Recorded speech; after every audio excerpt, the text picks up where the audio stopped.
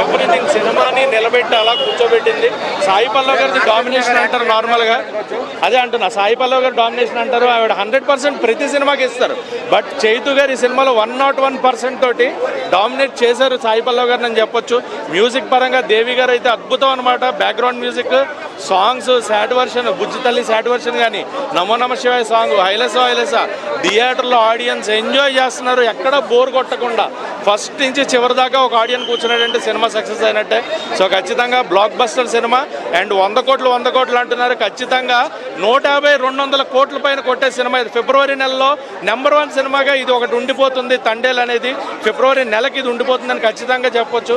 Akkineni fans అందరూ అల్లు అరవింద్ గారు చెప్పినట్టు కాలర్ ఎగరేసుకొని తిరిగే రోజు అనమాట ఇది. సో అక్కినేని ఫ్యాన్స్ పండగ చేసుకోండి. నిజంగా యు గాట్ ఎ హిట్. నిజంగా మీకు తండేలు దొరికేశాడు. అక్కినేని లెగసీ క్యారియర్ చైతు బాబు సినిమా దొల్లగొట్టేసింది భయ్య.